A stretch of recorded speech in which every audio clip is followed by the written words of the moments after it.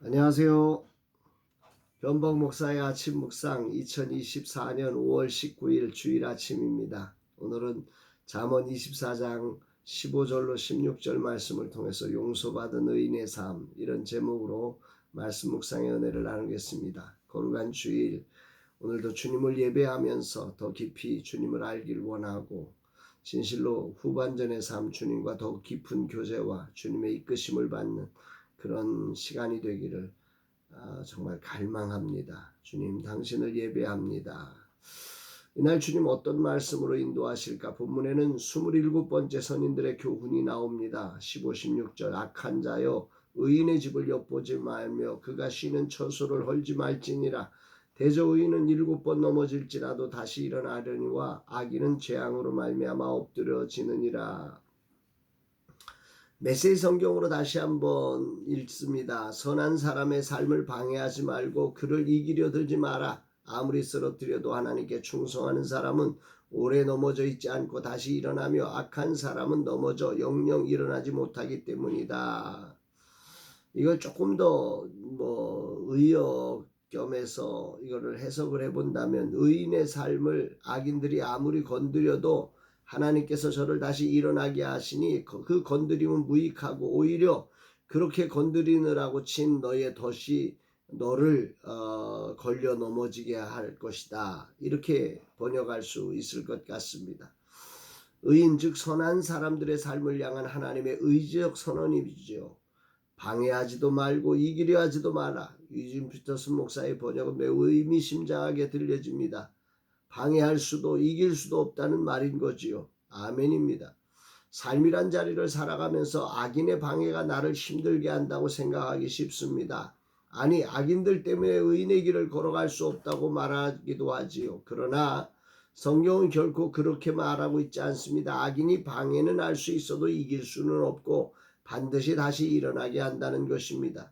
그러므로 의인의 싸움은 악인과의 싸움이 아닙니다. 사실은 자신과의 싸움이라는 거죠. 믿음의 싸움이라는 거죠. 그렇습니다. 의인의 삶은 여러 가지 그 넘어짐을 통해서 더욱 빛이 나는 것입니다. 그를 하나님이 지켜주시기에 패배할 수 없습니다. 한 알의 밀알이 땅에 떨어져 죽으면 많은 열매를 맺는다는 말씀처럼 혹여 이 땅에서 의인이 피를 흘리며 끝나는 것 같을 수도 있지요. 그러나 그건 끝이 아니라는 말입니다. 다시 더 강력하게 일어나 풍성한 열매를 맺는다고 하는 거죠. 어제 주일을 준비하는 날인데 올해 부모님 산소를 가뵙지 못해 일찍 산소를 다녀왔습니다. 물을 준비해서 산소를 씻어드리고 주변에 풀을 뽑고 산소 앞에 난 가시나무들을 다 제거하고 왔습니다. 정돈된 모습이 감사하지요. 부모님을 통해 베푸신 하나님의 은혜를 감사하면서 다시금 어머니의 신앙을 몸에 새기며 돌아오는 시간이었습니다. 문제는 내 몸이 안 하던 일을 하니 몸살이 났습니다. 그래도 주일 예배 말씀을 준비해야 하기에 잠시 쉬고 다시 말씀을 준비하느라 밤늦게 잠을 청했습니다. 아침에 일어나려고 하니 온몸이 쑤십니다. 너무 당연한 일이고 그저 부모님 산소를 돌보는 아주 미미한 일도 이렇게 하고 나면 몸살이 납니다. 의롭게 산다는 것, 분명 육체적으로 방해를 받고 정신적으로 방해를 받고 환경적으로 어려움을 당하는 게 당연할 것입니다. 그러나 포기하지 않고 계속한다면 그것은 아름다움이 되고 효도가 되고 축복이 됩니다. 마찬가지로 의로운 삶, 선한 삶이란 자리는 그렇게 악인의 시기와 방해, 어려움을 겪을 수 있지만 하나님께서 기뻐하시며 보호하시고 인도하시는 길이에 결코 패배할 수 없습니다. 다윗의 고백이 생각납니다. 시편 23편 4절 내가 사망의 음침한 골짜기로 다닐지라도 애를 두려워하지 않을 것은 주께서 나와 함께 하심이라. 주의 지팡이와 막대기가 나를 안위하시나이다. 그렇습니다. 의인의 삶은 악인과의 싸움이 아닙니다. 자신과의 싸움이라는 사실을 이 아침에 깊이 묵상하게 됩니다. 하나님께서 보증하시며 인도하시고 보호하시며 축복하시는 길임을 믿고 이 길 끝에서 만날 주님을 기대하며 자신을 부인하고 걸을 수 있는 의인의 삶이 되기를 기도합니다. 나는 의인인가 악인인가, 이 둘을 가르는 지점은 하나님의 말씀을 따르는 사람인가 아니면 자신이 기준이 된 사람인가에 달려있다고 생각합니다. 진정한 악은 하나님을 믿지 않는 자신이 기준이 된 선하다는 착각에 빠진 인간의 삶입니다. 그가 얼마나 무서운 일을 벌일지 생각만 해도 무섭습니다. 그가 스스로 착각하고 생각하며 그가 악이란 생각하는 것에 대해서 벌일 그 무서운 싸움들이 인류의 잔인한 역사를 만들었음을 우리는 잘 압니다. 홀로코스트 생각나지요. 정말 히틀러 한 사람이 자기는 착하고 저 사람 이 유대인들이 나쁘다고 생각하면서 그 유대인들을 잔인하게 600만을 죽여버리는 그 엄청난 일, 바로 이게 자기가 죄인이라는 사실을 알지 못하고 자기가 기준이 된 삶 속에서, 선하다는 기준 속에서 정말 만들어가는 엄청난 악임을 우리는 기억해야 합니다. 스스로 착하다는 사람의 특징은 용서가 없습니다. 누구보다 잔인합니다. 그리고 자신이 기준이기에 자신을 향한 잣대는 또 한없이 용서하는 거죠. 선한 일을 위한 것이라고 말입니다. 내 안에도 그런 마음들이 있습니다. 내겐 무한 용서를, 다른 사람에게 아주 작은 흠짓 하나도 결코 용서하지 않는 그런 무서움의 제약이 우리 모두에게 있다는 거지요.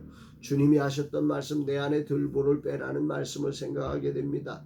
내가 너무도 쉽게 넘어지는 존재이고 내가 공정하며 진실한 판단을 할 수 없는 죄인이라는 사실을 알고 겸손히 하나님을 의지하며 그 말씀을 따라 행하는 자가 진정한 선인이 될 수 있음을 다시금 깊이 다짐합니다. 오늘도 말씀을 전하는 자리에서 내가 마치 선한 것처럼 누군가를 정죄하는 듯한 태도를 취하지 않기를 기도합니다. 겸손히 바로 내가 죄인임을 알고 그저 주님 앞에 겸손히 서서 그 앞에 반응하는 한 사람이 되기를 기도합니다. 주님 감사드립니다. 오늘도 주님을 따르는 의인의 삶을 기억하시며 보호하시고 인도하시고 축복하실 하나님을 찬양합니다. 그러나 의인은 없나니 하나도 없다는 성경적 진실을 알게 하시고 내가 선할 수 없음을 알고 오직 주님의 십자가의 은혜로 용서받은 의인으로 겸손히 말씀에 의지하여 그물을 내리는 삶이 되기를 원합니다. 내 의지와 감정과 경험과 지식이 얼마나 무서울 수 있는지를 아는 그런 종이 되어 오직 주님을 전하게 하시고 주님을 의지하게 하시고 주님의 뜻 앞에 서는 자 되게 하여 주옵소서 고백합니다. 사랑하는 여러분, 오늘 우리가 기준이 될 수 없는, 우리는 그저 정말 죽을 수밖에 없는 영혼이지만 용서받은 의인으로 하나님의 은혜로 오늘 우리가 여기 있음을 기억하면서 오늘이라는 자리에 겸손히 하나님을 의지하여 내 생각을 버리고 말씀을 따라 순종되어지며 살아감으로 말미암아 그 안에 하나님이 인정하시는 의인 되어 7번 넘어져도 7번째 다시 일어나는, 8번째 일어나는 그런 승리와 영광이 있는 복된 하나님의 백성의 삶 살아가는 거룩한 날 되기를 주의 이름으로 축복합니다. 사랑합니다, 여러분.